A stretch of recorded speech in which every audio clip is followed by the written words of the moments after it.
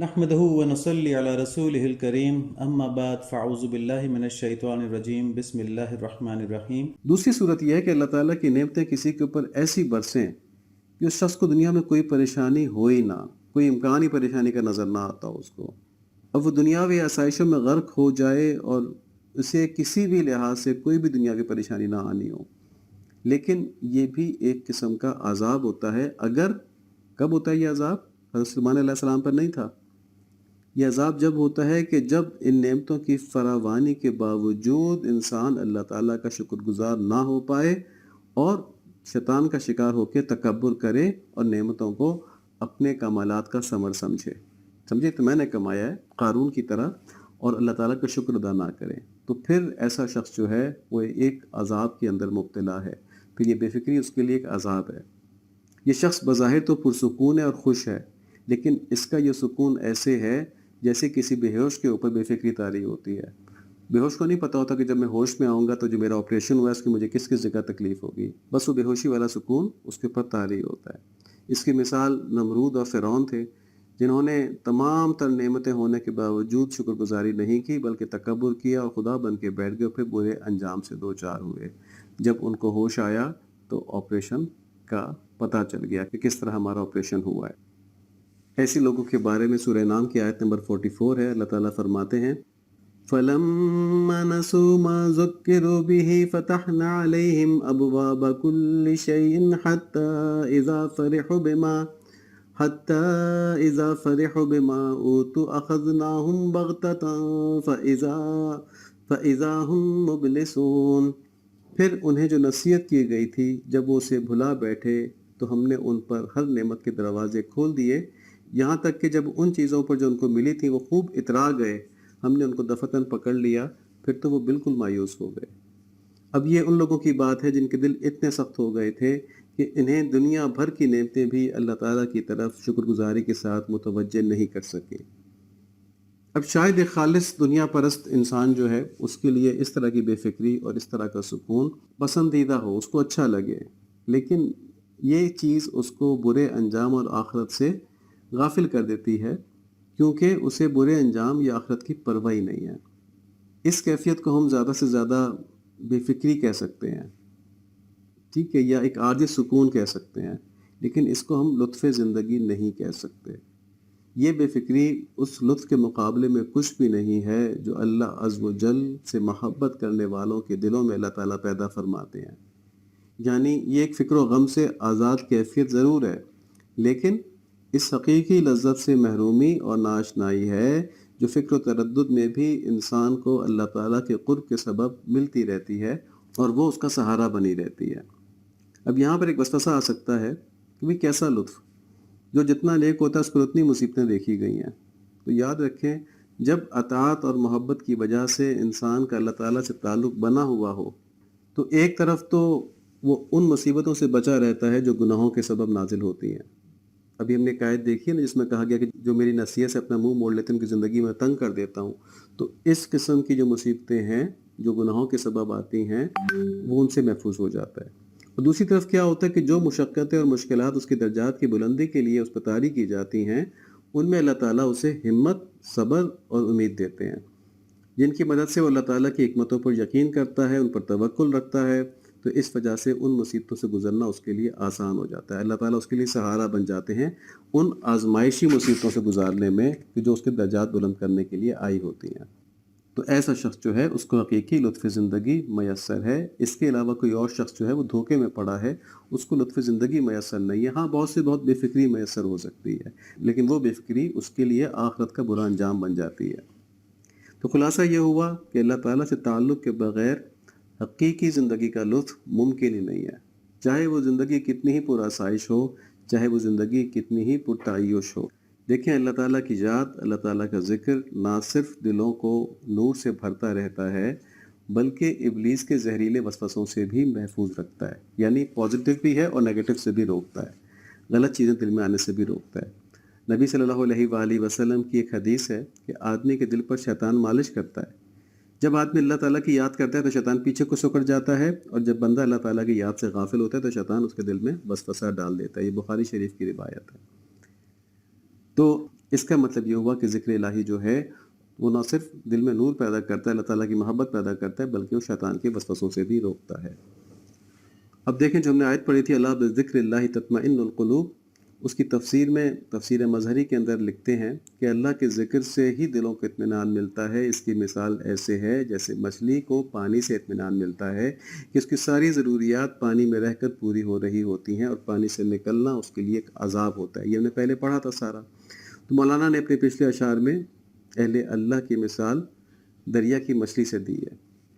کہ جس طرح مچھلی کی ساری ضرورتیں دریا میں پوری ہو رہی ہوتی ہیں، اسی طرح اہل اللہ کی ساری ضرورتیں اس دنیا کی بھی اور آخرت کی بھی اللہ تعالیٰ کی یاد سے پوری ہو رہی ہوتی ہیں، حتیٰ کہ مشکلات سے گزرنا بھی ان کے لیے اس یاد الہی کی وجہ سے آسان ہو جاتا ہے۔ تو انہیں اپنی پوری زندگی بس یہی دھن رہتی ہے کہ کسی طرح اللہ تعالیٰ کے قریب ہو جائیں، اور کسی بھی اور طرح کی دھن یا کسی بھی اور طرح کی فکر ان کے لیے روحانی موت کا سبب بن جاتی ہے۔ تو اس لیے مولانا نے مچھلی سے ان لوگوں کی مثال دی کہ ایسے دریا کے اندر مچھلی مطمئن رہتی ہے، اس طرح ذکر الہی کے دریا میں عارفین مطمئن رہتے ہیں۔ اس کے بعد مولانا نے فرمایا کہ پانی اور مچھلی کی مثال تو صرف سمجھانے کے لیے ہے، ورنہ اللہ تعالیٰ تو سمندر کے کسی بھی اور چیز کی طرح نہیں ہے۔ اسی طرح اللہ تعالیٰ کی جستجو میں لگے بندے جو بھی اللہ تعالیٰ کی محبت کی لذت پاتے ہیں، اس کی مثال بھی کسی اور چیز سے نہیں دی جا سکتی۔ تو معلوم ہوا کہ حرص اگر کرنی ہے تو اللہ تعالیٰ کی محبت کی حرص کرنی چاہیے، اللہ تعالیٰ کی عشق کی انتہا حاصل کرنے کی حرص کرنی چاہیے۔ یہ چیزیں مل بھی جاتی ہیں، ایسا نہیں کہ ناممکن ہے، یہ کسی ہوائی لوگوں کی باتیں، بہت ہی اونچے لوگوں کی باتیں ہیں۔ جس نے بھی اس کی خواہش کی اللہ تعالیٰ اس کے راستے کھول دیتے ہیں۔ ہم صرف خواہش نہیں کرتے، ہمارا مجبوری یہ ہے کہ ہم دنیا کو دیکھ کے جو آنکھوں سے نظر آتا ہے ہم سمجھتے ہیں یہ لذیذ ہے، یہ اچھا ہے، ہم اس کی خواہش کر لیتے ہیں، اس کے لیے دعا بھی مانگ لیتے ہیں۔ کبھی ہم نے اللہ تعالیٰ کی محبت حاصل کرنے کی دعا مانگی تو مانگنی چاہیے۔ مسنون دعائیں بہت ساری اللہ تعالیٰ کے محبوب صلی اللہ علیہ وآلہ وسلم نے ہم کو بتائی ہوئی ہیں، جن میں سے کچھ دعاؤں کو تذکرہ پہلے بھی ہوا ہے، اور اس میں بہت پیاری دعا یہ ہے کہ یا اللہ اپنی محبت میرے لیے ہر چیز کی محبت سے زیادہ کر دیں، اور اپنی خشیت میرے لیے ہر چیز کی خشیت سے زیادہ کر دیں، اور میری دنیا کی تمام ضروریات کو آپ ضم کر دیں، غائب کر دیں اس کے احساس کو اپنے سے ملنے والے دن کے شوق میں، اور جہاں اپنی دنیا داروں کو ان کو دنیا دے کے ان کی آنکھیں ٹھنڈی کر دیں، اس طرح اپنی عبادت سے آپ میری آنکھیں ٹھنڈی فرما دیجیے۔ تو یہ دعا نبی صلی اللہ علیہ وآلہ وسلم نے ہم کو سکھائی ہے۔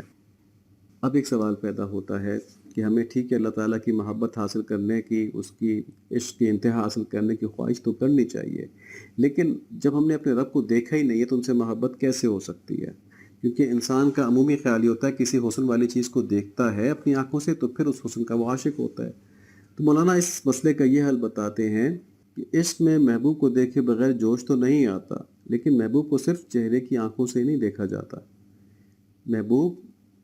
کو محسوس بھی کیا جا سکتا ہے عقل سے اور دل کی آنکھوں سے۔ انبیاء علیہ الصلاۃ و تسلیمات اور ان کے علاوہ جنہوں نے بھی اللہ تعالیٰ سے عشق کیا ہے سب نے بن دیکھے کیا ہے، صرف آپ صلی اللہ علیہ وآلہ وسلم کو معراج کے موقع پہ اللہ تعالیٰ کا دیدار کروایا گیا تھا، لیکن اپنے چہرے کی آنکھوں سے دیکھے بغیر یہ مقدس ہستیاں اللہ تعالیٰ کے عشق میں اس طرح مبتلا ہو گئی تھیں کہ پھر ان کی اپنی ذات، اپنے ارادے سب اللہ تعالیٰ کی محبت میں، ان کی رضا میں فنا ہو گئے تھے۔ جس طرح اللہ تعالیٰ چاہتے تھے یہ اسی میں خوش تھے، اور اس کے علاوہ کسی اور طرف جانا ان کے لیے ایک عذاب تھا۔ تو ہمیں معلوم ہوا کہ اللہ تعالیٰ کے مبارک حسن کو دیکھنا اس دنیا کے اندر ممکن تو نہیں ہے، لیکن اس کے بغیر بھی مخلوق ان کی محبت میں گرفتار ہو سکتی ہے، اور یہ اس طرح ممکن ہے کہ اللہ عز و جل کی معرفت حاصل کر کے ان کے حسن کو محسوس کر لیا جائے، اور جب آدمی اس حسن کو محسوس کر لیتا ہے تو محبت خود بخود پیدا ہو جاتی ہے۔ اس کی ایک مثال یہ ہے کہ جیسے جھیل سیف الملوک وہ کسی نے دیکھی نہ ہو، لیکن لوگوں سے سن کر یہ کتابوں میں پڑھ کر اس کے حسن کے بارے میں اس کے ذہن میں ایک تاثر قائم ہو جاتا ہے، اور وہ پھر اس کو دیکھنے کے لیے بے چین ہو جاتا ہے۔ اب یہاں تک تو بات ہوگی جھیل سیف البلوغ کی، لیکن اللہ تعالیٰ کے عشق کا معاملہ ذرا اس سے مختلف ہے۔ وہ کیا ہے؟ وہ یہ ہے کہ اس میں جب بھی بندہ اس عشق کو اہم سمجھ کر اس کی طلب اللہ تعالیٰ سے کرتا ہے تو اللہ تعالیٰ اپنے حسن کی تجلیات اس کے چہرے، اس کے سینے کے اندر نازل فرماتے ہیں، اس کے دل پر نازل فرماتے ہیں، اور اس کو اپنی محبت کی طرف کھینچ لیتے ہیں۔ تو دیکھیں بس ایک سچی طلب چاہیے، بس ایک اللہ تعالیٰ سے مانگنا چاہیے، پھر تو سارا کچھ وہیں سے ہو رہا ہوتا ہے، پھر تو اللہ تعالیٰ خود اپنی طرف کھینچ رہے ہوتے ہیں، اس کو جذب کہتے ہیں، اپنی طرف اللہ تعالیٰ جذب کر لیتے ہیں۔ تو اللہ تعالیٰ کا حسن گو چہرے کی آنکھوں سے نظر نہیں آتا، لیکن انسان کی عقل اور اس کے قلب کو اللہ تعالیٰ نے وہ صلاحیت دی ہے کہ وہ اللہ تعالیٰ کی مخلوق میں جھلکتے ہوئے اللہ تعالیٰ کے حسن سے اللہ تعالیٰ کی معرفت حاصل کر لیتے ہیں، اور یہ حسن اور یہ معرفت پھر اس شدید محبت کا سبب بنتی ہے جس کے سامنے تمام دیگر محبتیں فنا ہو جاتی ہیں، اور پھر انسان کے لیے اللہ تعالیٰ کی نافرمانی قابل برداشت ہی نہیں رہتی، وہ اللہ تعالیٰ کی نافرمانی کر ہی نہیں سکتا، اور اگر کسی اجتہادی غلطی کی وجہ سے اس سے کوئی بات غلط ہو بھی جائے تب بھی جب تک وہ توبہ کر کے معاف نہ کروا لے اس کو سکون نہیں آتا، ٹھیک ہے، اس کے دل کے اوپر ایک مصیبت طاری رہتی ہے، جیسے حدیث شریف میں ہے نا کہ فاسق کے لیے گناہ ایسے ہے جیسے ناک پر مکھی بیٹھی تھی اس نے اڑا دی، اور صحیح مومن کے لیے گناہ ایسا ہے جیسے اس کے اوپر ایک پہاڑ چڑھ پڑا ہے، جب تک کہ وہ توبہ کر کے معاف نہ کروا لے اس کو قرار نہیں آتا۔ اب ایسا عشق جو ہے وہ صرف مومنین کو ہی حاصل ہو سکتا ہے، قرآن شریف کے اندر ہے، سورہ بقرہ کی آیت نمبر 165، والذین آمنوا اشد حبا للہ، اور جو لوگ ایمان لاتے ہیں وہ اللہ تعالیٰ کی محبت میں اشد ہوتے ہیں، اشد یعنی شدید سے بھی آگے اشد ہوتے ہیں۔ تو اس آیت میں بھی اس طرف اشارہ ہے کہ جب تک یہ اشد محبت حاصل نہیں ہوتی ایمان کا مطلوبہ معیار حاصل نہیں ہوتا۔ ہم نے پہلے بات کی کہ ایک ایمان وہ ہوتا ہے جو الٹیمیٹلی دوزخ سے نکلوا لیتا ہے، ایک ایمان کی یہ کیفیت ہے، اور ایک ایمان وہ ہے جو انسان کو اعلیٰ جنتوں میں لے کے جاتا ہے، اللہ تعالیٰ کا قرب عطا کرواتا ہے۔ تو یہ ایمان حاصل کرنے کے لیے اللہ تعالیٰ کی اشد محبت چاہیے، اس لیے ہر مسلمان کو چاہیے کہ وہ ایمان کے اس درجے کو حاصل کرنے کی فکر میں لگے اور اس میں جو کمی کوتاہی ہے اسے دور کرنے کی کوشش کرتا رہے۔ سب سے بڑی رکاوٹ کیا ہے؟ وہ دنیا کی محبت ہے، دنیا کی طرف نگاہیں، دنیا کی چکا چوند ہے جو ہمیں ان چیزوں کو دیکھنے ہی نہیں دیتی ہے۔ جیسے کسی کی آنکھ کے بالکل اوپر آپ ٹارچ کی روشنی مار دیں نا، موبائل کا آپ لیمپ آن کریں، ٹارچ آن کریں، اس کی روشنی آنکھ کے بالکل اوپر مار دیں تو اسے کسی بھی اور چیز کی، چاہے سورج نکلا ہوا، اسے کوئی اور چیز نظر نہیں آئے گی، اس کی آنکھوں کے قریب یہ والی روشنی جو ہے، جو ویسے بڑی ادنا ہے، موبائل کا بڑا چھوٹا سا بلب ہوتا ہے، اس کو اندھا کر دے گی باقی ساری چیزوں سے۔ تو ایسے ہی دنیا کی محبت جو ہے، دنیا کی جو یہ سامنے نظر آنے والی چمک دمک کی چیزیں، یہ انسان کو اندھا کر دیتی ہیں، اور پھر وہ اتنی بڑی نعمت اللہ تعالیٰ کی محبت اور عشق کا حصول اس سے غافل ہو جاتا ہے۔ تو انسان کے لیے کیا ہے، عقل مند انسان کے لیے، کہ وہ سب سے پہلے اپنی عقل کے ذریعے یہ بات سمجھ لے کہ اس میں اللہ تعالیٰ کا عشق حاصل کرنے کے لیے پیدا کیا گیا ہوں، اللہ تعالیٰ کی عبادت کرنے کے لیے پیدا کیا گیا ہوں، تو اس میں لگے، اس کو اللہ تعالیٰ سے مانگے، اس میں جو رکاوٹیں ہیں ان کو دور کرنے کی کوشش کرے، اور جتنا جتنا اللہ تعالیٰ کے فضل سے یہ نصیب ہوتا جائے اس کے بڑھانے کی فکر میں اور اس کی حفاظت میں لگا رہے، اور یوں ہی اس کی زندگی کا اختتام ہو جائے تو پھر اس کی مرتے وقت جو حالت ہوگی اس لحاظ سے اس کو جنت ملے گی، اتنی بڑی جنت اس کو ملے گی۔ تو اللہ تعالیٰ ہمیں اس چیز کی طلب نصیب فرما دیں، اللہم آمین۔